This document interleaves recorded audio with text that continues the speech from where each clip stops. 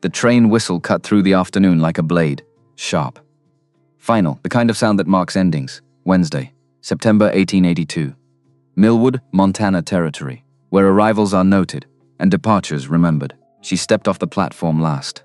Single bag, blue dress wrinkled from 3 days of travel, hands loose at her sides, chin level. The way a woman holds herself when she's decided in advance not to fall apart. At the far end, a man with a paper in his coat. The look of someone who'd been rehearsing bad news so long the rehearsing had made it worse by the time he spoke. Half the town was watching. I can't do this. Loud enough to carry, which was the whole of the cruelty. The platform cleared around her. People finding sudden business elsewhere. The mercy of averted eyes. She remained. Bag at her feet.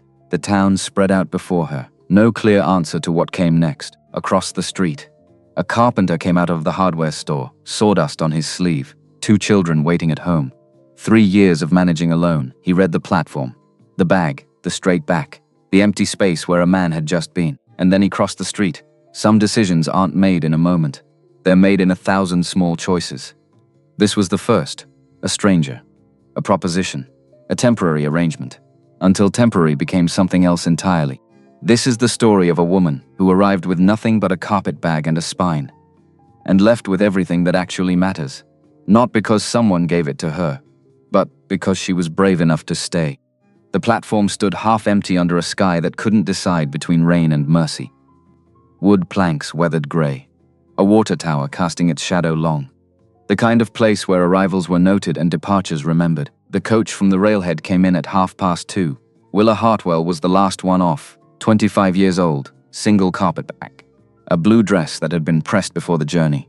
Had not survived it. Wrinkled at the elbows, dust at the hem, but her hands hung loose at her sides, and her chin stayed level, the way a woman holds herself when she's decided in advance not to fall apart. Not here, not in front of witnesses. Silas Brennan stood at the far end of the platform, 31, thinning hair he tried to comb over. A paper folded in his coat pocket. The look of a man who'd been rehearsing bad news so long the rehearsing had made it worse. He'd filed the contract 8 months prior, through the agency in St. Louis, paid the fee, sent the letter, received her acceptance, and spent every day since changing his mind. But he'd written no letter back, because a letter would have required courage he didn't possess before witnesses were present. Willa had spent 3 years at the orphanage where she'd grown up. Stayed on after aging out, taking in mending, saving what she could, waiting for something that looked like a way forward. When the solicitation came, she read it twice, signed her name, spent the last coin she had on the ticket west. Now Silas stood 10 feet away, and couldn't meet her eyes. I can't do this, loud enough to carry. Which was the whole of the cruelty. Because the platform wasn't empty. Mrs. Campbell stood near the ticket window, adjusting her shawl. Pretending not to listen, Mr. Durant from the feed store paused mid-step, bag of grain over his shoulder. And the Whitfield woman, Constance, always Constance, standing with her daughter near the far bench, watching with the expression of someone witnessing a lesson she'd want to repeat later. By supper, half the town would know. By morning, the rest would. Willa stood and let Silas finish, hands at her sides, face doing what she needed it to do, which was nothing, nothing at all. He waved the agency papers once, not a deed. Everyone on that platform knew a woman was not land, could not be claimed as such, but he held them like a man who wanted the weight of paper behind him. I thought I could, but I can't. Then he put the papers back in his coat and walked away, without looking back, because looking back would have required something he didn't have either. The platform cleared around her, people finding sudden business elsewhere, errands that couldn't wait. The mercy of averted eyes. Willa remained, bag at her feet. The town spread out in front of her, buildings low and practical, a church spire, the smell of wood smoke and horses, and the faint metallic tang of the rail yard. No clear answer to what came next. Across the street, a man came out of Miller's Hardware, paper bag of fittings in one hand, the other brushing sawdust from his sleeve. 32 years old, broad in the shoulders the way men get from lifting things that don't cooperate. Carpenter's hands, scars on the knuckles from work that bites back. Caleb Thorne. He looked like a man who'd carried too much for too long. Long enough that he'd stopped noticing the weight. But he noticed now, stood on the boardwalk step, read the platform with the instinct of someone who'd learned to assess situations before entering them. The bag, the straight back, the empty space where a man had just been standing. And then he crossed the street, not hurried, but not slow either, stopped at the bottom of the platform steps. Looked up at her, Caleb Thorne. His voice had gravel in it. From shouting over sawdust or keeping quiet too long. I've got 2 children and a house that needs keeping. I do carpentry work 3 days a week. Mornings you'd have the place to yourself. He held her gaze. It's temporary. Room and board until you've sorted what's next. Willa looked at him, taking measure. The way you assess a beam before trusting weight to it. His boots were worn but maintained. Shirt clean, hands that knew work, eyes that weren't asking for anything except an answer. Can you cook? I can, her voice even. Not grateful, not desperate, just factual. And I'm not afraid of hard work. Caleb nodded once, then let's go. She picked up her bag. They walked off the platform together. Behind them the town watched. Stored it up for later, the way small places do with anything that breaks routine. Mrs. Campbell would tell her sister over tea. Mr. Durant would mention it at the feed store. And Constance Whitfield would save it. For the right moment, when a lesson could be extracted and delivered. But for now, they just watched. The carpenter and the woman from the train. Walking down Main Street like it was already decided. The cabin sat at the edge of town, not far. But far enough that you couldn't hear the Saturday night noise from the saloon. Or the Sunday morning bells unless the wind carried them right. A split-rail fence marked the property line. Modest, maybe 2 acres. A horse in the side pen. Brown mare with a white star. Lifted her head as they approached, went back to grazing. The house itself was small, single-story, log construction, chimney stone, porch that wrapped halfway around the front, and a step, the bottom one, loose. Willa noted it. Didn't comment. Caleb opened the door without ceremony. Welcome to it. Inside the front room was clean in the way of a house managed by a man alone. Functional, orderly, nothing soft in it. A workbench along the far wall. Tools hanging on pegs, organized by type and size. A wood stove doing steady work. Heat without smoke. The kind of maintenance that spoke to someone who understood how things worked. 2 chairs by the stove. Handmade, mismatched but sturdy. A table near the kitchen. 4 places, on the shelf above the kitchen window, sat a small sewing basket. Wicker. With a wooden lid, it had the look of something no one had touched in a long time. Something everyone in the house had quietly agreed to leave alone. Dust on the lid. But not on anything around it. Which told its own story. Room off the kitchen is yours. Caleb gestured. Your own door. Your own space. Children eat at 6. I eat when I'm back. Willa set her bag down. Understood. Finn. Caleb called toward the back of the house. Nothing. Finn. Louder. A boy appeared from the rear hallway. 10 years old. His father's build already showing in the shoulders. Dark hair that wouldn't cooperate. A face that kept its own counsel. He looked at Willa the way a person looks at something they've seen a version of before and aren't ready to feel differently about. Looked at his father, then turned and went back the way he came. Without a word, which said plenty, Caleb's jaw tightened. Released, that's Finn, noted. Ruby didn't make an entrance so much as she materialized, 6 years old. 1 ribbon tied properly, 1 simply hanging. Standing near the doorway with the full and unguarded attention of a child who hasn't learned to want things quietly. She looked at Willa with her whole face. Willa looked back, even and calm. Nothing performed? You hungry? Ruby considered this seriously, a little bit. Come help me find what's in the larder. Ruby came without hesitation. Supper that first night was beans and cornbread. And a broth that had no business smelling the way it did, given what the larder held, which wasn't much. Dried beans, cornmeal, salt pork that had seen better days, an onion, some questionable carrots, a jar of preserves someone had clearly made themselves, the wax seal still intact. But Willa had learned at the orphanage how to make something from almost nothing, how to coax flavor from bones, stretch meals across days, make do. The smell reached the front room before anyone sat down. Caleb came in from the yard where he'd been checking the mare's water, stopped just inside the door. Something moved across his face, recognition maybe, or memory. He set it aside. Smells good, it'll do. Finn ate without speaking, fork to plate, plate to mouth. Eyes on his food, Ruby ate with her gaze moving between her bowl and Willa in rotation, like she was trying to figure out a puzzle, and the answer kept moving. Partway through the meal, Ruby set her spoon down. The last woman who kept house for us burned everything she touched. Ruby, Caleb's voice carried warning. Ruby looked at Willa instead. Undeterred, she did though. Willa kept her eyes on her plate. Burnt beans are a serious matter. I don't take them lightly. Finn's head came up. Just slightly. The corner of his mouth moved. Once. returned to where it had been. He said nothing more. But when supper was finished, he stayed at the table a little longer than he needed to, whittling a small piece of pine. Before going to bed, Caleb noted that didn't comment. The following morning, Caleb came off the porch at first light.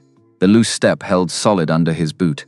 He stopped, pressed it again, felt forgive, found none, stood there a moment, then went inside and poured 2 cups of coffee. Left one on the counter, near where Willa was working. Nothing said about the step. She said nothing about it either. They drank their coffee in the early quiet, the kind of silence that sits between people who understand that some things don't need acknowledgement. The cold morning settled in around the house. Outside, a crow called. Once. Twice. The mare shifted in her pen. And somewhere down the valley, a rooster remembered its job. By midday Wednesday, Willa had taken stock of the house. 3 rooms. The front room with the workbench and stove. The kitchen barely separated. 2 bedrooms off the back hallway. And her room. Smallest, but just a bed and a chest. Window facing east, which meant morning light. She could work with that. The linens needed washing. The stove needed proper cleaning. Someone had been letting ash build up, and the pantry shelves wanted organizing. Small things. But small things had a way of adding up.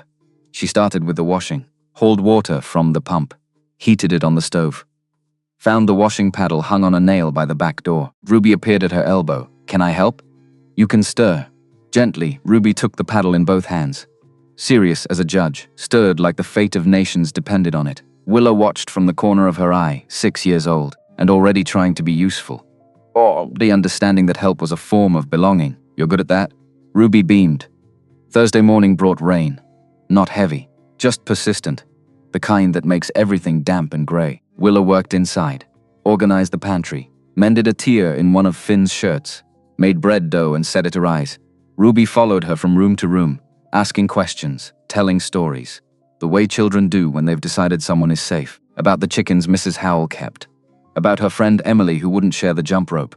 About how the sky looked before storms. Willa listened, responded, asked her own questions. And slowly, without meaning to, Ruby was claiming her, the way children claim the people who pay attention. Friday. The 5th day, Finn tested her, not dramatically. Just a quiet refusal. She'd asked him to bring in firewood before supper. He'd said he would, then didn't. Sat at the table with his whittling knife, working a piece of cedar, waiting to see what she'd do. Willa appeared in the doorway of the back room. Finn. The wood. He looked up, met her gaze. I was getting to it, I know. Get to it now, please. Not angry, not impatient, just clear. He looked at her, really looked, searching for something. Whatever he found made him stand. He brought the wood in, stacked it by the stove without complaint. She thanked him plainly, went back to the kitchen. From his workbench, Caleb had heard it. He set his plane down, stood in the quiet for a while. Before picking it back up, the days found their shape after that. Finn began staying at the table after meals, whittling or reading, present in a way he hadn't been. Ruby followed Willa from room to room, helping where her hands could reach, watching carefully where they couldn't. And Caleb started coming home at the same hour every evening, which hadn't been the case before. Before had been whenever the work ran long, or when he didn't want to face the quiet house alone. But now there was supper at 6. And Ruby talking about her day, and Finn pretending not to listen but clearly listening. And Willa, just there, not filling space aggressively, not performing domesticity like a woman trying to prove worth, just doing what needed doing, with competence, and without complaint. It was a grey, unremarkable Monday morning when it happened, September 25th. 12 days since the platform, Ruby was moving through the kitchen in her socks, still warm from sleep, absorbed in some private business that required absolute concentration. She caught her foot on the threshold between the kitchen and the hall. Went down hard on both palms. The sound she made was the startled kind. The kind that comes before a child has decided whether this warrants tears. She decided it did. Willa came down to the floor with her before the crying had fully started. Took both small hands in hers. Looked at the palms. Red, not bleeding, but the shock hurt more than the skin. She held them warm and firm.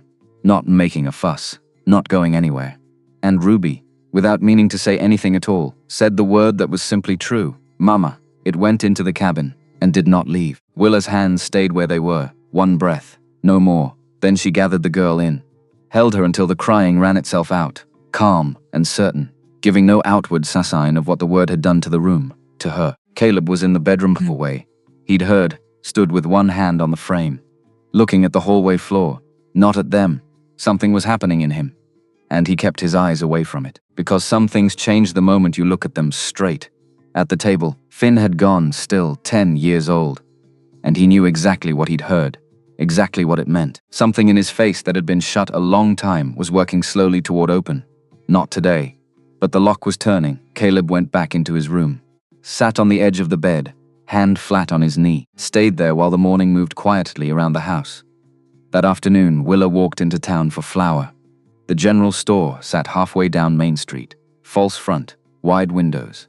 Bell over the door that announced arrivals. She went in. The place smelled like leather and coffee and wood polish. Barrels lined one wall, dry goods on shelves, a counter at the back where Mr. Carson kept the till.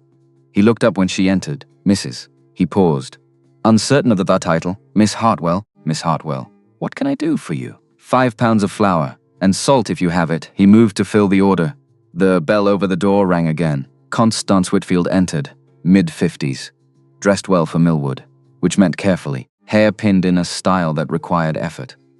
The posture of a woman who'd decided long ago that presentation was half the battle. She moved to the counter, stood beside Willa, with the warm and practiced manner of a woman delivering concern she'd prepared at home. Miss Hartwell. Mrs. Whitfield, I wanted to speak with you. About appearances. Willa waited. People are saying things. About you and Mr. Thorne. About the nature of the arrangement. The arrangement is room and board in exchange for housekeeping. Yes, but people talk, and children. Children can be confused about what an arrangement is and what it isn't. She chose her words the way you choose tools. For what they would do, Willa set her coins on the counter. One at a time. I appreciate your concern, Mrs. Whitfield. But the children aren't confused, and neither am I. I'm only saying that situations have a natural shape when left alone, and confusion comes from giving the wrong idea. The only idea I'm giving is that work earns keep, and respect goes both ways. Constance's smile tightened, of course. I just thought, as someone who's been here longer, I should mention it. She left without buying anything. Willa took her flour and salt, walked home, 25 years old, and she'd been assessed by women with prepared voices in enough rooms that she'd built a durable patience for it. The patience of a woman who knew that another person's measure of her was not the truth. She stood at the kitchen window with her hands on the sill, looked at the yard, the line of pines beyond it, the cold, flat sky, longer than she needed to. Then she started supper. One evening she read to Ruby from the book of stories on the shelf, doing the voices without embarrassment. The wicked witch cackled. The princess spoke with hope. Ruby pressed against her side. The complete trust of a child who'd made a decision and saw no reason to revisit it. Finn sat at the far end of the room, something in his hands. He didn't look up. He didn't leave. And Caleb stood in the kitchen doorway, coffee cup in hand, watching his children, watching the woman who'd arrived with nothing but a bag and a backbone, starting to settle into his home like she'd been meant for it all along. That evening, Caleb was at the stove, checking the fire. She was finishing the dishes. Without looking up from the flames, he asked, "Everything all right today?" She kept her hands in the basin. Thought about it honestly. Yes. He nodded once at the fire. She went back to the dishes. The room held its quiet around them both. On Sunday, they went to church, small building, white clapboard, steeple with a bell that Finn said was cracked, so it rang off key. They sat near the back, the four of them. Caleb at the aisle, Finn beside him, Ruby between Willa and Finn. Ruby insisted on sitting next to Willa, which people noted. Pastor Williams preached on perseverance, or mercy. Willa wasn't entirely sure. Her mind kept wandering. To the woman 3 rows up who'd turned around twice to look. To the man across the aisle who'd whispered something to his wife. To Constance Whitfield in the front row, who hadn't turned around once, didn't need to. After the service, people lingered outside, the way they do, talking about nothing in particular, weather, crops, who was doing what. A few nodded at Caleb, acknowledged Willa with careful politeness. Mrs. Campbell from the train platform came over. Miss Hartwell. Good to see you settling in, thank you. The children look well. They're good children, that they are. She moved on. Ruby tugged Willa's sleeve. Can we go see the horses? There was a patapoca behind the church where people left their rigs. Stay where I can see you. Ruby ran off. Finn followed at a slower pace. Pretending he wasn't following, Caleb stood beside Willa, hands in his pockets. Town's got opinions. Towns always do. Doesn't bother you? She considered it. I've had worse. He glanced at her. Something in his expression shifted. Like he was recalculating an equation. I believe that. By the time frost settled into the mornings for good, Ruby had stopped trailing Willa like a guest and started trailing her like a child at home. October came in cold.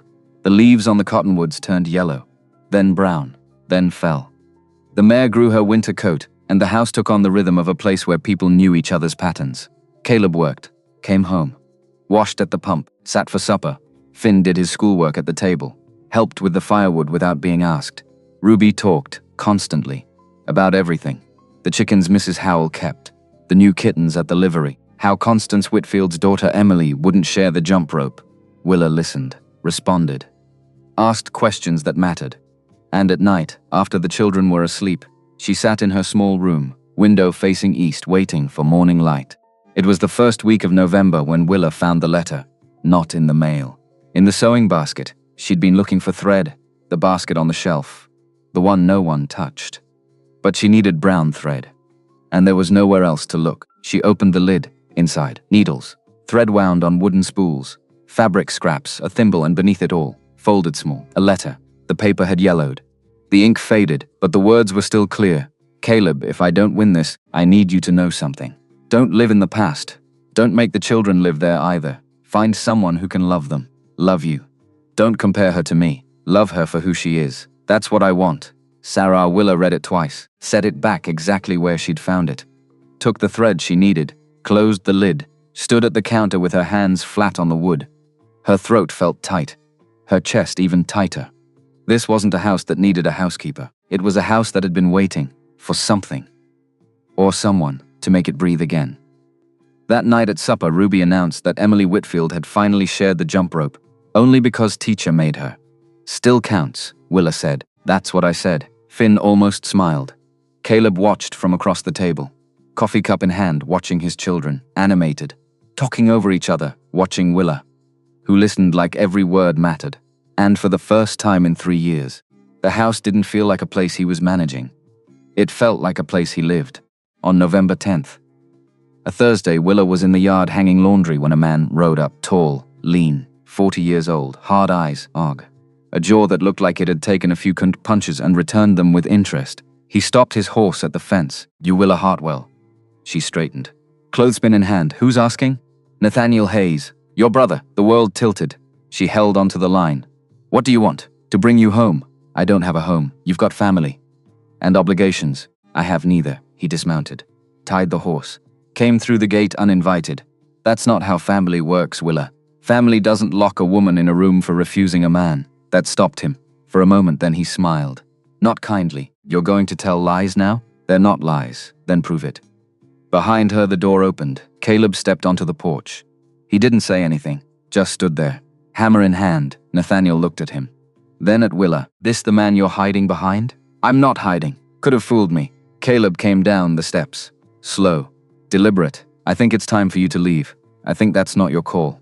On my property it is. Nathaniel laughed. Short and bitter. Your property. With my sister keeping house. Sounds like she found herself another arrangement. Sounds like you need to get back on that horse.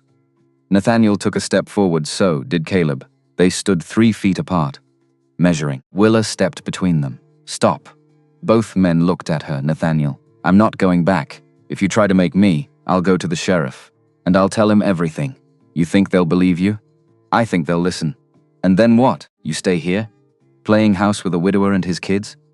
What I do is none of your concern. You're my sister. I was your sister. Before you tried to sell me to pay your debts, Nathaniel's face darkened. You watch your mouth. Or what? You'll lock me in a room again? Silence. Even the wind seemed to pause. Caleb spoke quietly. Get on your horse. Leave. Don't come back, or I'll make sure you can't. Nathaniel looked at Willa, then at Caleb. Something in his expression shifted. Calculation replacing anger. He wasn't going to win this. Not today. This isn't over. Yes, it is. He went to his horse, mounted, looked down at her. You'll regret this. I already regret knowing you. He rode off. Willa stood in the yard, clothespin still in her hand. Laundry half hung. Caleb stayed beside her. You holding up? She nodded, not trusting her voice. We should talk, Sheriff Wilson. You believe me? He looked at her like she'd asked if the sky was up. Of course I believe you. Her throat tightened. Something in her chest gave way. Not broke. Just gave way, the way a dam does when the water finally wins. That evening, after the children were in bed, Caleb and Willa sat at the table, coffee between them. "Tell me what happened," he said. So she did, about the orphanage, about Nathaniel coming to collect her when she aged out. She was 16, he was 28, her only living relative, about the boarding house where he kept a room, the debts he'd accumulated, gambling, drinking, about the man he owed money to, Mr. Dalton, middle-aged, cruel eyes, about Nathaniel's proposal, marry Dalton. Deb's forgiven, about her refusal, about being locked in her room for 2 days.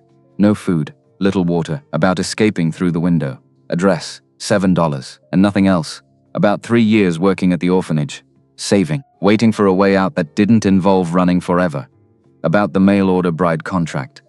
A legal way to disappear. Caleb listened. Didn't interrupt. Didn't question. When she finished, he was quiet for a long time. "We'll go to the sheriff tomorrow. What if he doesn't?" "He will." "How do you know?" "Because I'll make sure he does." She looked at him across the table. This man who'd offered shelter to a stranger, who'd stood between her and violence without hesitation. "Why are you helping me?" Caleb met her eyes. "Because it's the right thing to do, is that all?" He didn't answer immediately. Turned his coffee cup in his hands. "No," he said finally. "That's not all." The fire in the stove crackled. Outside an owl called. And in the small house at the edge of town, 2 people sat in the lamplight, not saying what they both knew, not yet, but feeling it settle between them like something inevitable. Something that had been building since the train platform, since the first cup of coffee left on the counter, since the moment he'd crossed the street. And she'd picked up her bag. Because some decisions aren't made in a moment, they're made in 1,000 small choices, and both of them had been choosing every day, without realizing it, until now. Friday morning, November 11th, Sheriff Wilson's office sat across from the livery, single room, wood stove, desk that had seen better decades, a gun rack, 2 cells in the back that rarely held anyone longer than a night, mostly drunk sleeping it off, sometimes worse. Willa sat in the chair opposite the desk, hands folded in her lap. Caleb stood behind her, not touching, but close enough that his presence registered. Sheriff Wilson was 63, gray beard, eyes that had seen enough to stop being surprised, but not enough to stop caring. He listened. Willa told him about Nathaniel, about the locked room, about Mr. Dalton, about why she'd left. The sheriff took notes. Slow, careful handwriting. Asked questions, not in the way that doubted. In the way that built a case. Where was this boarding house? St. Louis, on 4th Street, near the river, and this Mr. Dalton. First name? James? He's still there? I don't know. Wilson nodded, wrote it down. Your brother made threats yesterday? He said I'd regret staying, in front of Mr. Thorne?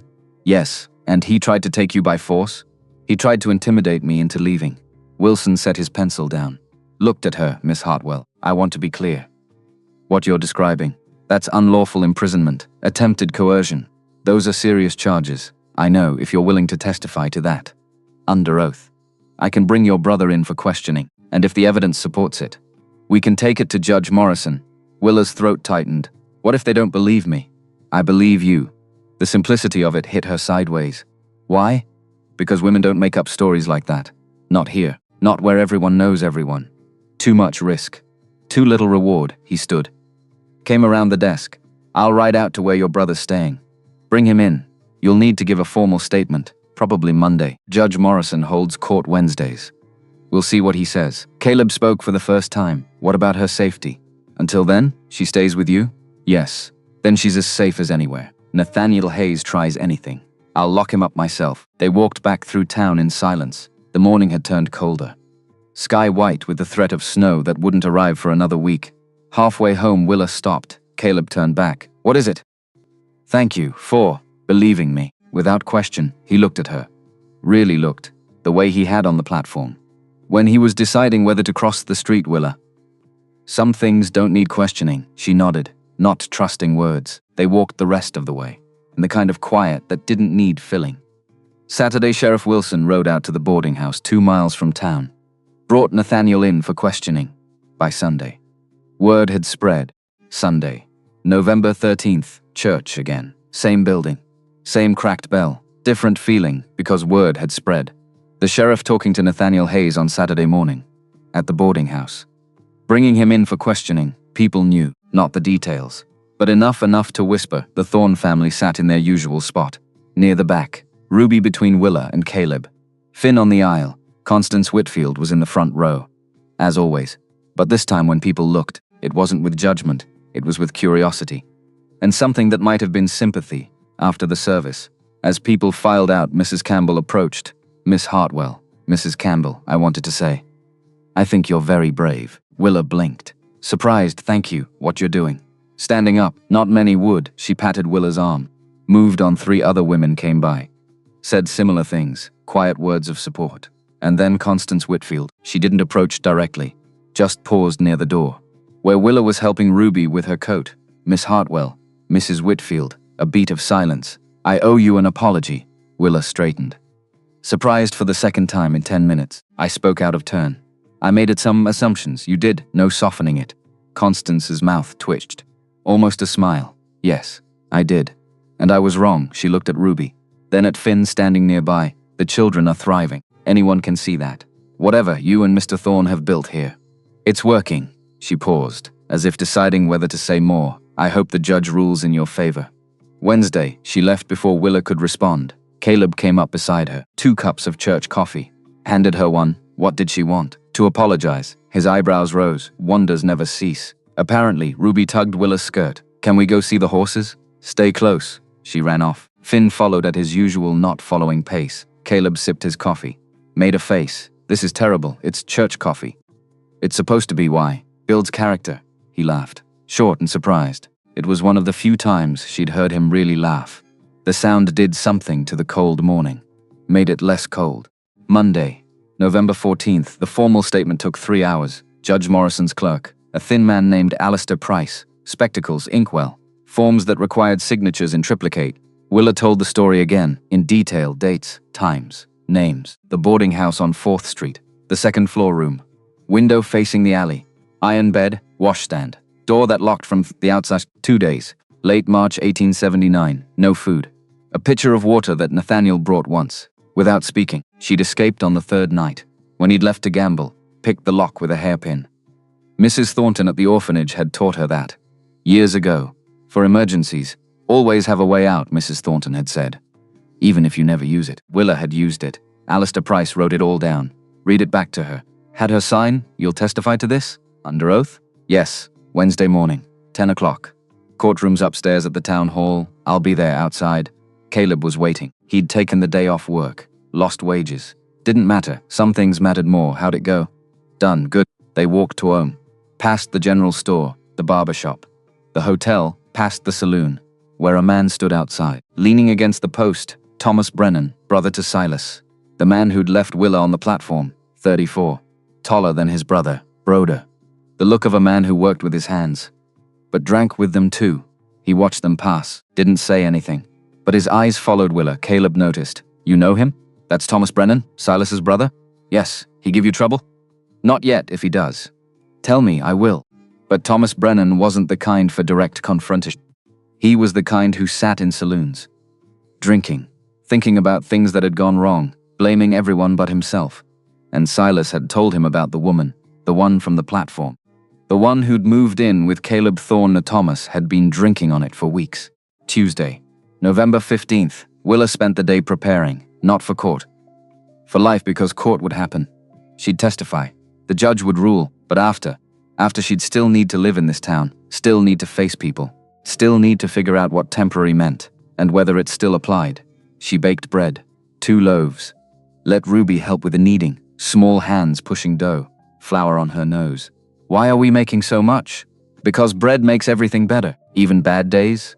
Especially bad days. Ruby considered this. Tomorrow's a bad day? Tomorrow's an important day. What's the difference? Willa smiled. Important days you prepare for. Bad days you survive, which is harder. Depends on the day. Finn came in from school. Dropped his books on the table. What's for supper? Stew again? He paused. Reconsidering. I didn't say I didn't like it. Good. Because I'd hate to serve you something you don't like. The corner of his mouth twitched. Almost a smile. Close enough. That night after the children were asleep, Caleb sat at his workbench, planing a piece of oak. Long, smooth strokes. Willa sat at the table, mending one of Ruby's dresses. Torn at the hem from playing too rough, the quiet between them had shifted. From the quiet of strangers sharing space, to the quiet of people who didn't need words to understand. You nervous? Caleb asked, not looking up from the wood. Yes, that's normal, is it? Fear means you care about the outcome. What if the outcome's wrong? Then we deal with it, we, not you. We, Willa set the mending down. Why are you doing this? Doing what? Helping me. Risking's your reputation, your business. He stopped planing, set the tool aside. Turn to face her. You want the truth? Always, because when I saw you on that platform, standing there, after what Silas did, you didn't fall apart, didn't beg, didn't make yourself small. He leaned forward, elbows on knees. You stood there like you had every right to take up space. And I thought, that's the kind of person my children need to see. The kind who doesn't break. Willa's throat tightened. Everyone breaks. Not everyone breaks the same way. Some people break and come back stronger. You're that kind, she looked at him. This man, this carpenter, this widower with calluses on his hands, this man who'd crossed a street stranger and kept crossing. Every day since, what if I'm not? Too late, I've already decided. You don't get to decide that. Watch me. Something in the air shifted, changed frequency, like the moment before lightning strikes. When the world holds its breath, Caleb stood, crossed to the table. Willa looked up at him. He held out his hand. Come here, why? Just come here, she stood. Took his hand, he led her to the front window, the one facing the yard. Outside the moon was rising, nearly full. Silver light on the fence posts, on the mare in her pen, on the pines beyond. See that? The yard, the house, the land, the life here, she nodded. 3 years ago, this was just a place I survived, where I kept my children alive. But didn't live. He turned to face her. You've been here 2 months, and we're living again. Willa's breath caught. Caleb, I'm not saying this to make you uncomfortable, or to pressure you into anything. I'm saying it because it's true. He was still holding her hand. She was still letting him. Tomorrow, whatever happens. You're not alone in it. You don't owe me. This isn't about owing. It's about choosing what? To stand with someone. Even when it's hard. Especially when it's hard. The moonlight cut across his face. And Willa saw him. Really saw him. Not as the carpenter who'd offered shelter, but as the man who'd kept offering, every day. In 1,000 small ways. Coffee on the counter, believing without question. Standing between her and violence, tossing. Over and over, I don't know what happens after tomorrow, she said quietly. Neither do I. Doesn't that scare you? Terrifies me. Then why? Because some things are worth being terrified for. He let go of her hand, stepped back, get some sleep. Tomorrow's coming whether we're ready or not. He went to his room, left her standing in the moonlight. Heart racing, mind spinning. Knowing something had shifted. Knowing there was no going back. Wednesday, November 16th, 10 o'clock. The courtroom was upstairs at the town hall. Small space, 20 chairs, a bench for the judge, a table for the clerk, no jury. Montana Territory didn't require juries for civil matters, just the judge, the parties. And whoever showed up to watch, half the town showed up. Willa sat at the front table, Caleb beside her. Alistair Price on her other side with his papers. Nathaniel Hayes sat across the aisle, no lawyer, representing himself, which was a mistake. But pride made men stupid. Judge Morrison entered at 10 sharp, 70 years old. White hair, black robe, the look of a man who'd heard every excuse. Believed none of them. All rise, everyone stood. Be seated, they sat. Case of Willa Hartwell versus Nathaniel Hayes. Miss Hartwell is seeking a protective order based on allegations of unlawful imprisonment and attempted coercion. He looked at Willa. Miss Hartwell. You're representing yourself? Yes, Your Honor. Mr. Price is advising? Yes, Your Honor. Proceed. Willa stood. Her hands shook. She folded them. Pressed them against her skirt, started talking. Told the story. Egan, the boarding house. The locked room. The 2 days, James Dalton. The debt. The proposal. Escaping through the window. Running, 3 years of running. Until she couldn't run anymore. Ha. Her voice shook at first, then steadied. Because the story wasn't just hers. It belonged to every woman who'd been cornered. Every woman who'd been told her only value was in who she married. Every woman who'd chosen freedom over safety when she finished. The courtroom was silent. Judge Morrison made notes. Mr. Hayes. Your response. Nathaniel stood. She's lying. About which part? All of it. You deny locking her in a room? I was protecting her from herself. She was being foolish, refusing a good match. A good match. With a man she didn't want to marry. Want doesn't matter. Family does. The judge's expression didn't change. But something in his eyes did, Mr. Hayes. In this territory, a woman's consent matters. Want matters. You don't get to lock someone up for their own good. She's my sister. She's an adult, with the right to make her own choices. Bad choices are still her choices to make. Nathaniel's jaw worked. This is about that carpenter, isn't it? She's living with him. Unchaperoned. That's the real issue here. Judge Morrison looked at Caleb. Mr. Thorne, what's the nature of your arrangement with Miss Hartwell? Caleb stood. She keeps house, in exchange for room and board. Until she decides what's next, and the children benefit from her care. Is there any impropriety? No, Your Honor, Miss Hartwell. Is Mr. Thorne's account accurate? Yes, Your Honor. The judge nodded. Then that's not the concern of this court. What is the concern, Mr. Hayes? Is whether you pose a continued threat to your sister? I don't. You showed up at her residence, made threats, attempted to remove her by force. Sheriff Wilson's report confirms that. Nathaniel's face darkened. I was trying to bring her home. She doesn't want to go. That's not her decision. It is exactly her decision. The judge sat back. I'm granting the protective order. Mr. Hayes, you are prohibited from contacting Miss Hartwell, from coming within 100 yards of her, or the Thorne residence, or any place she is known to frequent. Violation of this order will result in arrest and imprisonment. Do you understand? Nathaniel's hands curled into fists. I understand. Then we're done here. The gavel came down, one sharp crack. And it was over. Outside, on the steps of the town hall, people gathered. Mrs. Campbell, Mr. Durant, even Constance Whitfield. They didn't say much. A nod here, a smile there. But the message was clear. The town had chosen. Willa sat on the steps, legs suddenly weak. Caleb sat beside her. You did it. We did it. No, you did it. I just stood there. She looked at him. You did more than stand. He shrugged. Uncomfortable with the credit. What now? Good question. What now? The temporary arrangement had been about surviving until she figured out what came next. But what came next? Stay? Leave? Figure out how to live in a place that knew her story? I don't know, she said honestly. That's all right, is it? Not knowing is just the step before knowing. Ruby came running up the steps. Finn following. They'd been at school. But news traveled fast. Did you win? I did. What did you win? The right to stay. Ruby frowned. You were going to leave? I might have had to. But you don't have to now? No. Ruby threw her arms around Willa's neck. Good. Because I don't want you to leave. Over Ruby's shoulder. Willa met Finn's eyes. He didn't say anything, but he nodded once. And that was enough. That night, supper was celebratory. Willa made the stew, but added dumplings, which Ruby had requested, and apple pie. From the preserves Mrs. Howell had traded for mending. They ate, talked, laughed. Finn told a story about a boy at school who'd gotten his head stuck in the stair railing. Ruby acted it out, complete with sound effects. Caleb laughed until tears came. And Willa. Willa sat at the table, watching this family. That wasn't quite hers, but felt like it could be, if she let it. After the children went to bed, Caleb and Willa cleaned up side by side at the basin. She washed, he dried. A rhythm they'd fallen into without planning. You're staying, Caleb said. Not a question. I don't have anywhere else to go. That's not the same as wanting to stay. She handed him a plate. I want to stay. He took it. Set it on the stack. Good. But I need to be clear about something. What? She turned to face him. This arrangement. The temporary thing. I don't know what it becomes. But it needs to be fair. I can't just live here without contributing more. You contribute. Keeping house isn't enough. What else do you want to do? I've been thinking. About your business. My business? The carpentry. You lost clients. Because of me. Because of rumors. That's not your fault. Maybe not. But I can help fix it. How? By finding new clients. People who don't care about rumors. People who care about quality work. He looked at her. Surprised you'd do that? I can write, keep books, manage accounts. I did it at the orphanage. I can't pay you, then don't. Consider it part of the arrangement. I keep house, manage the business.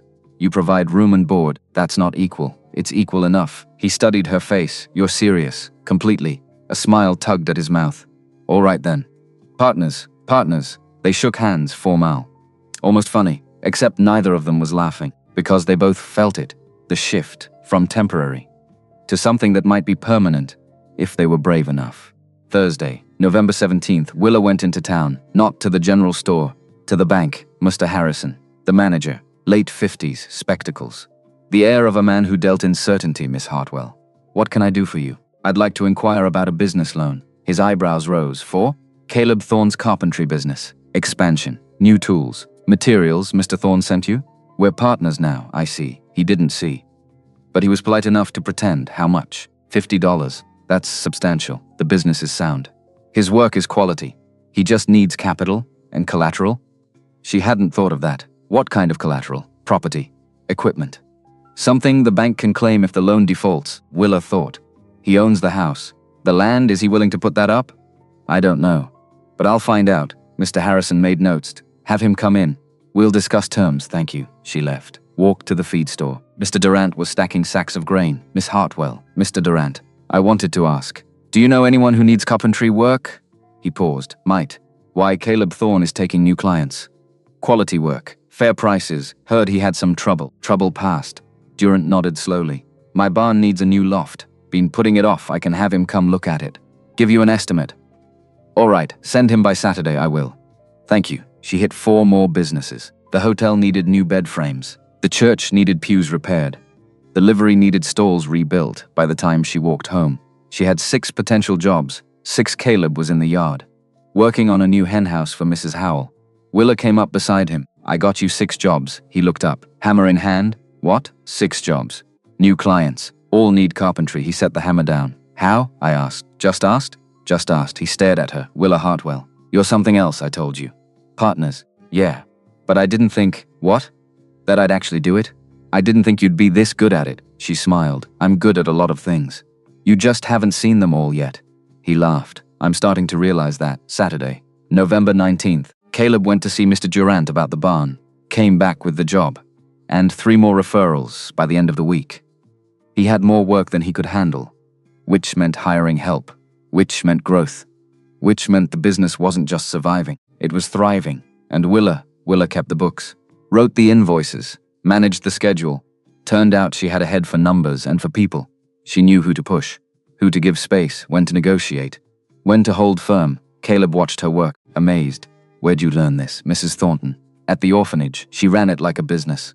Because it was. She taught me everything. Remind me to thank her. You can't. She died 2 years ago. His face softened. I'm sorry. Don't be. She lived exactly how she wanted. And died the same way. What way? On her own terms. He nodded. She taught you well. Sunday, November 20th. Church again. But different now. Because people weren't whispering. They were talking, openly. About Willa. About the court case. About the business. About how Caleb Thorne's luck had turned after the service. Thomas Brennan approached, drunk, at 11 in the morning. Drunk, he stopped in front of Willa. Swayed slightly. You. Caleb stepped forward. Thomas. Go home, no. I got something to say. Say it sober, can't. Only works drunk. He looked at Willa, my brother. Silas. He regrets it. Regrets what? Leaving you. On the platform. Willa said nothing. He sees you now. With them. Thomas gestured vaguely at Caleb and the children. Happy. Settled. And he knows. He knows he gave that up. He didn't give anything up. He threw it away. Thomas blinked. Processing. That's cold. That's truth. He wants to apologize. Tell him I don't need his apology. What do you need? Nothing from him. Thomas swayed again. Caleb took his arm. Come on. I'll walk you home. Don't need walking. You're drunk in front of a church. You need walking. Thomas laughed. Bitter and broken. Yeah. I guess I do. Caleb looked at Willa. Take the children home. I'll be back. She nodded. Watched him walk away with Thomas Brennan, this man. Who helped even when it wasn't convenient. Who stood up, even when it cost him. Who kept choosing kindness. Over and over. Rupi tugged her hand. Is Mr. Brennan all right? He will be. Papa's helping him. Yes, Papa helps everyone. Willa looked down at the small girl. Yes, he does that evening. After the children were asleep, Caleb came out to the porch where Willa sat, wrapped in a shawl. Watching the stars. Room for one more? Always, he sat beside her. Thomas made it home. Good. He's a mess, I noticed. He's jealous. Of what? This. You. The life we're building. It's not his life. No. But he wants one like it. And doesn't know how to get it. Willa pulled the shawl tighter. That's not my problem. No, it's not. Silence, comfortable. Until Caleb spoke again. Ruby asked you something a few weeks ago. Willa remembered. The day after court. Ruby asking if she liked Papa. She asks a lot of things. She asked me the same thing. What did you tell her? That grown-up decisions take time. And she accepted that? Not even a little. Willa laughed despite herself. She's persistent. She's 6. And she wants a mother. The word hung between them. Mother, not housekeeper. Not temporary arrangement, mother. I'm not her mother, Willa said quietly. No. But you could be. She looked at him. Caleb. I'm not asking anything. I'm just saying if you wanted. The door's open. That's a big door. The best ones are. He stood. Stretched. Think about it. No rush. We've got time. He went inside. Left her on the porch. Under the stars. Thinking about doors. And whether she was brave enough to walk through. Monday. December 5th, almost 3 weeks after the trial, snow had arrived. Not much, just enough to cover the ground, turn the world white and quiet. Willa stood at the kitchen window, coffee cup warming her hands, watching Finn and Ruby build something that might be a snowman, might be a snow monster. Hard to tell from here. Behind her, the stove crackled, bread rising in bowls, stew simmering. The house smelled like home, which was dangerous, because home was temporary, had always been temporary, until it wasn't, until somewhere between the platform and now, between temporary and whatever this was. Something had shifted, changed, become permanent without asking permission. She didn't know when exactly. Maybe the first cup of coffee Caleb left on the counter. Maybe the moment Ruby said mama. Maybe the night on the porch when he'd said the door was open. Or maybe it had been inevitable. From the moment he crossed the street, the door opened behind her, Caleb. Stomping snow off his boots. Cold out there. It's December. Fair point. He came to stand beside her at the window, shoulder to shoulder. They're building a dragon. That's not a dragon. Ruby says it is. Ruby also says the chickens are plotting something. He laughed. Kids got imagination. Kids got something. They stood there, watching the children. Not touching, but close enough that Willa could feel his warmth. Business is good, Caleb said after a moment. Better than good. Because of you, because of quality work, and smart management. She sipped her coffee. We make a decent team. We do. Another pause. Caleb cleared his throat. I've been thinking. Dangerous. About the arrangement. Her heart skipped. What about it? It's been almost 3 months. Yes. And I was wondering if you'd thought about what comes next. She set her cup down. Carefully. I have. And I don't know. He nodded. Like he'd expected that. Can I ask you something? Always. Do you want to stay? The question hung between them. Complicated. Everything. Yes. The word came out before she could stop it. Before she could think. Just. Yes. Caleb exhaled. All right then. All right? That's all I needed to know. He went to the stove. Checked the stew. Like he hadn't just asked the most important question. Like her answer hadn't just changed everything. Willa stood at the window. Heart racing. Mind spinning, trying to figure out what had just happened. Tuesday, December 6th, Willa went into town for supplies, flour, sugar, coffee. The usual, the general store was busy. Mrs. Harrison, Mr. Kent. 2 women Willa didn't know by name. She waited her turn, noticed the whispers had changed. No longer judgment, just curiosity. When would she and Caleb make it official? Were they courting? Was there a wedding coming? Mr. Carson rang up her order.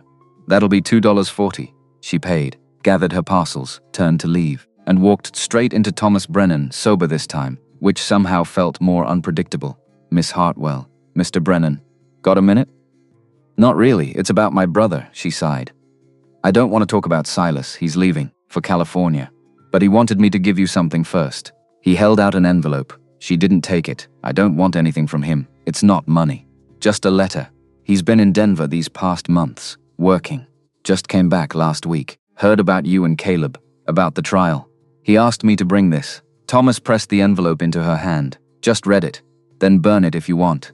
But read it. He left before she could refuse again. Willa stood there, envelope in hand, feeling the weight of it. Words she didn't ask for, from a man who'd forfeited the right to give them. She shoved it in her pocket, walked home that evening. After supper, after dishes, after the children were in bed, Willa sat in her room, small space, window facing east, the envelope on the bed beside her. She'd been staring at it for 20 minutes. Open it, don't open it, write it. Burn it, care, don't care. Finally she picked it up, broke the seal, unfolded the paper, Silas's handwriting, messy but legible. Willa, I don't expect forgiveness. Don't deserve it. What I did on that platform, that was cowardice. Pure and simple, I told myself I was protecting you from a life you didn't want. But truth is, I was protecting myself from a commitment I was too afraid to make. I've been in Denver since September, working, trying to become the kind of man who deserves a second chance at anything.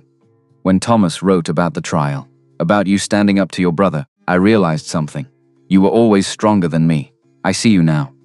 With Thorne, with his kids, and I see what I gave up, not you. The chance to be the kind of man who deserves someone like you. You're better off. Always were. But I wanted you to know. I see it now. What I couldn't see then. I hope you find happiness. I hope Thorne's smart enough not to let you go. Leaving for California Friday. Starting over. Again.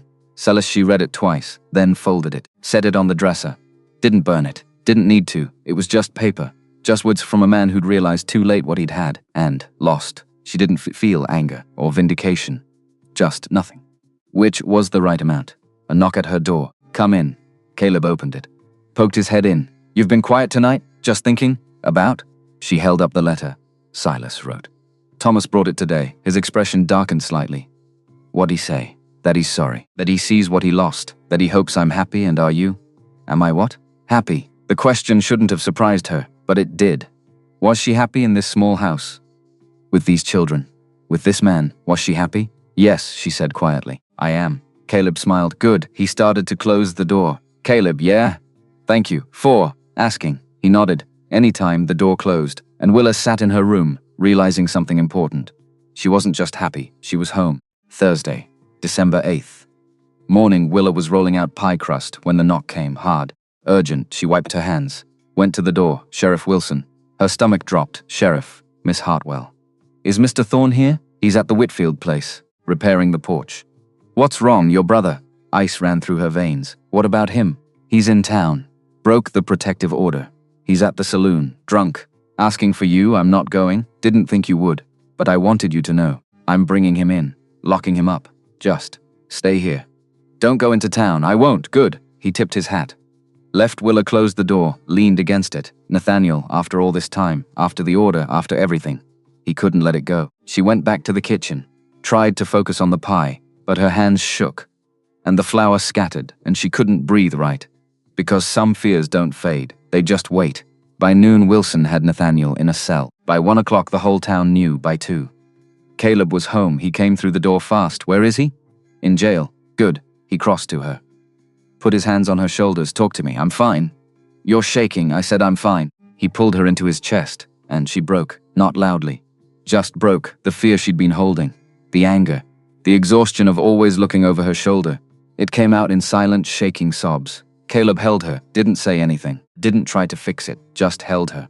Until she could breathe again. I'm sorry, she whispered. For what falling apart? That's not falling apart. That's being human. She pulled back. Wiped her eyes. What happens now? Wilson said he'll hold him for violating the order. Judge will decide. Probably jail time. How much? 30 days. Maybe more, and after? After, he's gone, and you're safe. You can't promise that. Watch me, he said it with such certainty, such complete conviction, that she almost believed him. Friday, December 9th, Judge Morrison held a hearing. Nathaniel, hungover, belligerent, claimed he just wanted to talk to his sister. The judge wasn't interested. You violated a court order. That's 30 days. 30 days for trying to see family? 30 days for breaking the law. The gavel came down. Nathaniel was led away, shouting about injustice, about rights, about how Willa had turned everyone against him. She sat in the courtroom, watching him rage, feeling nothing. He was her brother by blood, but family was more than blood. Family was choice, and she'd made hers. Saturday, December 10th, the house was quiet, too quiet. Finn and Ruby had gone to the Howell place. To see the new kittens, Caleb was in his workshop, working on something. Willa was in the kitchen, kneading bread, the rhythm's soothing plill. Fold, turn, plill. Fold, turn. The door to the workshop opened. Caleb emerged. Something in his hands, a box small, cedar, beautifully made. What's that? For you. He set it on the table. She wiped her hands. Approached carefully. Why? Because that's not an answer. It's the only one I've got. She opened it. Inside. A key. Brass. Old-fashioned. What's this? Key to the house. Her breath caught. Caleb, you said you didn't know what came next. After temporary, I didn't. Well, here's my answer. He took her flowery hand. Willa Hartwell. I'm not good with words. Never have been. But I'm good with actions. And this is me. Acting. Acting how? Asking you to stay. Not as the housekeeper. Not as temporary. He swallowed hard. As my wife. If you'll have me, the world stopped, tilted, rearranged itself. What? I know it's fast. I know it's not conventional. But nothing about us has been conventional, Caleb. You don't have to answer now. Take time. Think about it. But I wanted you to know. The door's not just open. I'm standing in it. Asking you through. She looked at this man. This carpenter with flour on his shirt from where she'd touched him. Who'd crossed a street for a stranger. Who'd stood beside her through courts and confrontations. Who'd given her safety, purpose, home. Who was offering her everything and asking for nothing but the chance to love her. Yes, the word came out. Clear. Certain. Yes? Yes, his face transformed. You're sure? I've never been more sure of anything. He pulled her close. Kissed her forehead. When? When what? When do you want to do this? She laughed. You're asking me to plan our wedding? You're better at planning. I'm better at everything. Not everything. He kissed her then, really kissed her. And the kitchen, the flour, the bread, all of it faded, until there was just them finally. They told the children that night, Finn, Ruby. Sitting at the table after supper, Caleb cleared his throat. We have something to tell you. Finn looked wary. Ruby looked excited. Willa and I. We're getting married, Ruby shrieked. Literally shrieked, jumped out of her chair, ran around the table. Threw herself at Willa, I knew it. Willa laughed. Caught her, did you now? Yes, I told Finn, I told Papa. I told everyone. Finn smiled, actually smiled. Congratulations. Caleb raised an eyebrow. That's it? Congratulations? What else do you want me to say? I don't know. Something more. Finn stood. Came around the table, held out his hand to Willa. She took it. Welcome to the family. His voice cracked on the last word, and Willa realized he was crying. This boy, this 10-year-old, who'd been holding everything in for so long, was finally letting go. She pulled him into a hug, and he let her. Thank you, she whispered. For what? For giving me a chance. You gave us one first. When he pulled back, his eyes were red, but he was smiling, really smiling. And Caleb stood at the head of the table, watching his family complete for the first time in 3 years, and whole Sunday. By December 11th, church, the last place Willa expected anything remarkable to happen. After the service. As they were leaving, Constance Whitfield approached with purpose. Miss Hartwell.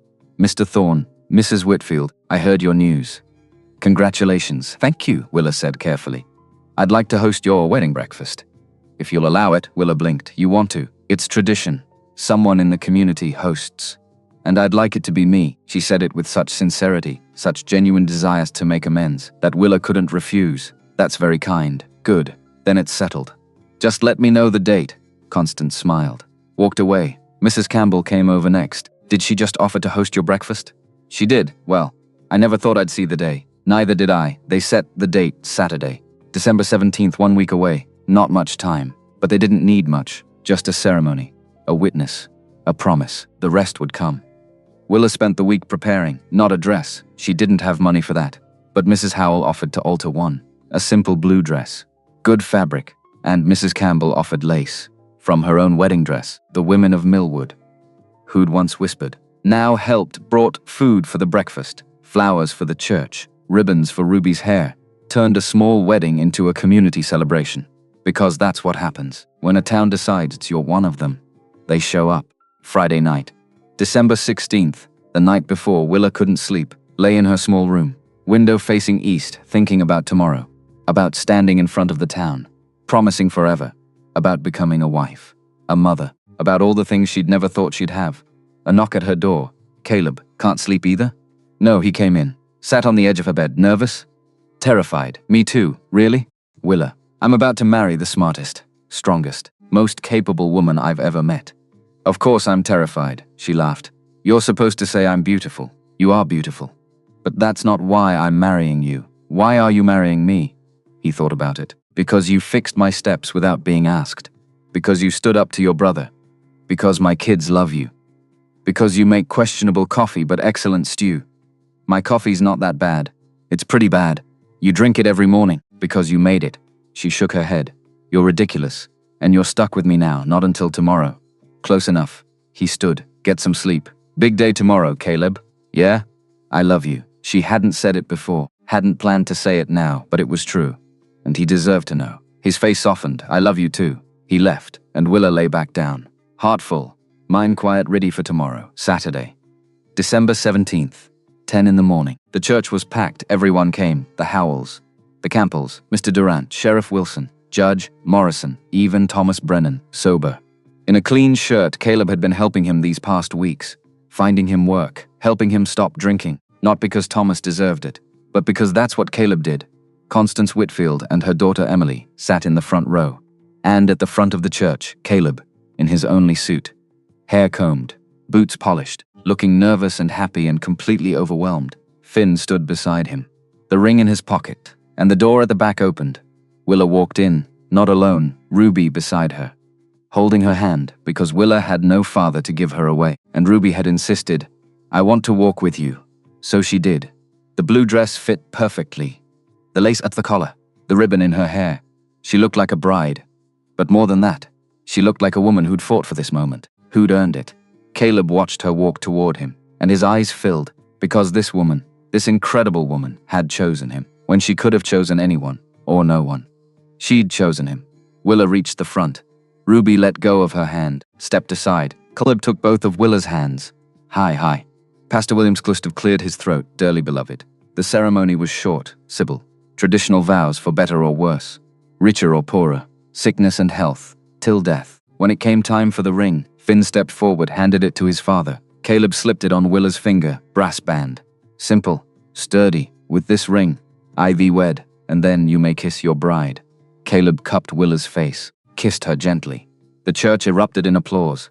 Ruby cheered, Finn smiled.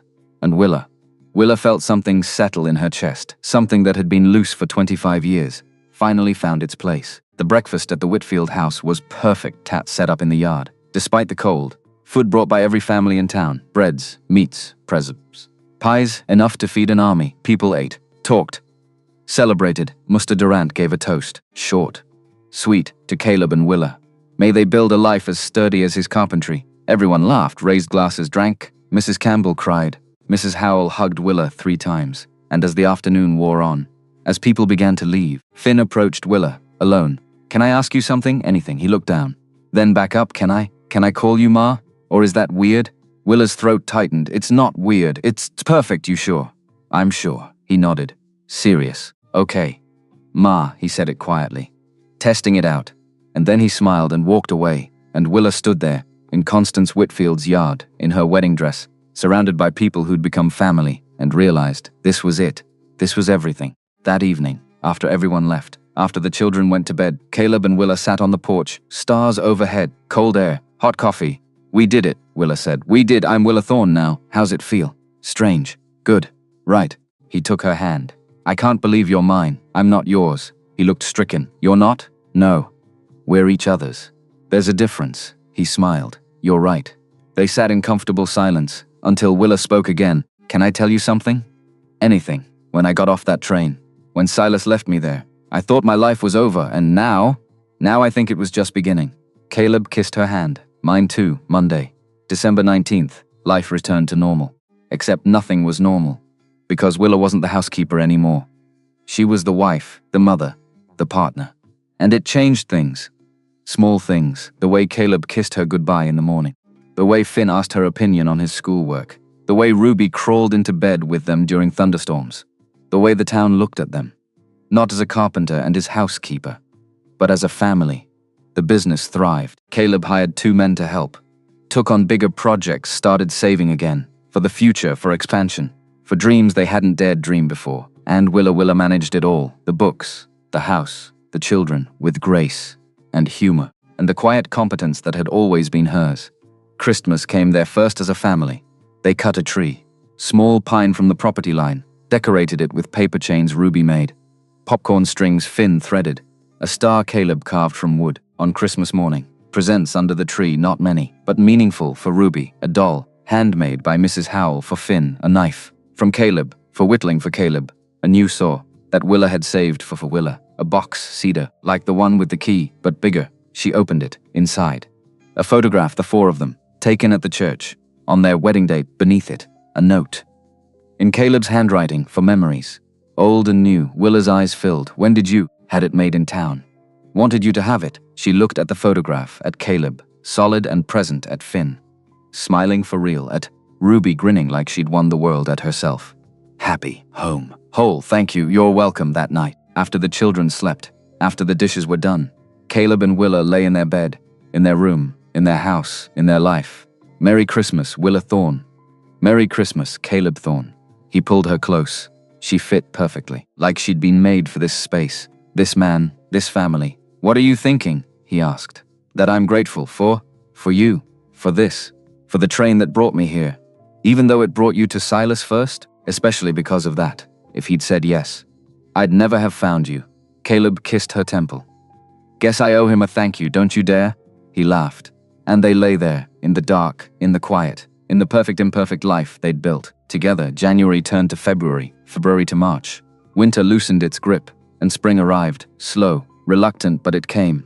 Snow melted, grass greened, Birds returned, and with them, new beginnings. Caleb bought the land next door. 2 more acres, room for expansion, for a bigger workshop, for a garden, for chickens Ruby wanted, for the future they were building. 1 nail, 1 board, 1 day at a time. March 1883. Willa stood in the yard, watching Caleb and Finn frame the new workshop, Ruby beside her, talking about chicken names.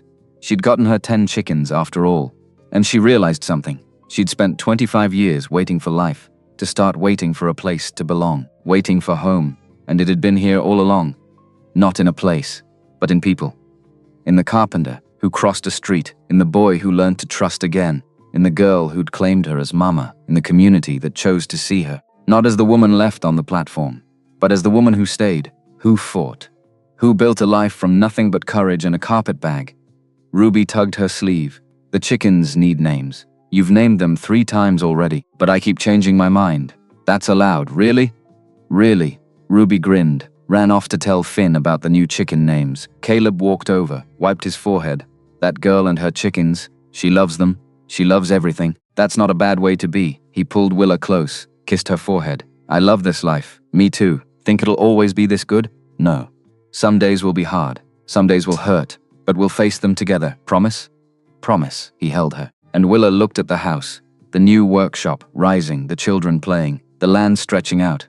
Full of possibility, full of promise, full of home. And she thought about the woman who'd stepped off that train, bag in hand, chin high, heart guarded, who'd walked away from that platform with a stranger, into uncertainty, into risk, into the unknown, and found everything. Not because she was rescued, but because she was brave enough to stay, to choose, to love, and to let herself be loved. This was not the life she'd planned, but it was the life she'd built, with her own hands, her own strength, her own heart. And it was enough, more than enough, it was everything. This was the story of Willa, who arrived with nothing, and left with everything that mattered. Not because someone gave it to her, but because she claimed it, built it, earned it. 1 brave choice at a time, until bravery became habit, and habit became life. And life became love, the kind that lasts, the kind that matters, the kind that makes a platform. Just the beginning, not the end.